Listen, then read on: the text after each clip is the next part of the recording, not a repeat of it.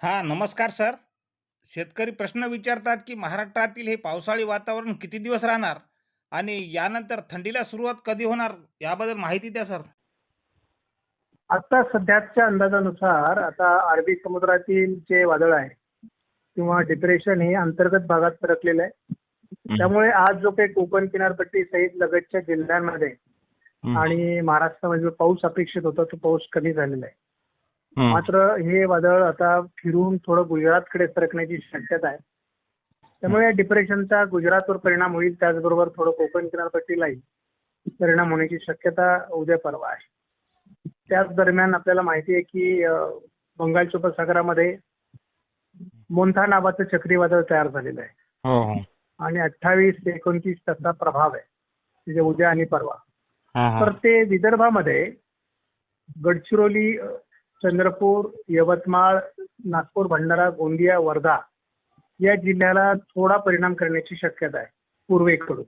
हं, तर गडचिरोलीमध्ये त्याचा अतिवृष्टीच्या स्वरूपात पाऊस होऊ शकतो असा प्राथमिक अंदाज आहे. हां, हां. त्यामुळं या ठिकाणच्या नागरिकांनी काळजी घेतली पाहिजे. दुसरी गोष्ट, अजून ते थोडं ओरिसाकडे जर सरकलं तर मात्र विदर्भाचा धोका टळू शकतो. परंतु अद्याप त्याविषयीची माहिती अपडेट मिळणं आपल्याला अजून बाकी आहे. परंतु आत्ताच्या अंदाजानुसार तरी विदर्भावर ते परिणाम करणार आहे. जसं हे विदर्भाच्या जवळ येईल तसं मराठवाड्याच्या पूर्व भागामध्ये म्हणजे लातूर, नांदेड, थोडंफार वाशिम, हिंगोली आणि थोडं अकोला, अमरावतीच्या काही भागात पाऊस होऊ शकतो. हं, हं. बीड किंवा जालनाच्या भागातही थोडाफार पाऊस होऊ शकतो. आणि जेव्हा ही वादळं जवळ येत असतात तेव्हा यांच्यामध्ये एक ट्रप तयार होत असते. हं, हं. आणि या ट्रपमुळे उत्तर महाराष्ट्रात देखील थोडं पावसाळी वातावरण धुळे, नंदुरबार, नाशिक आणि जळगाव जिल्ह्यामध्ये निर्माण होऊ शकते. म्हणजे साधारण एक 28 ते 29च्या दरम्यानचा अंदाज आहे. आणि माझा अंदाज आहे की 30 तारखेनंतर महाराष्ट्रातला पावसाचा जोर कमी होईल.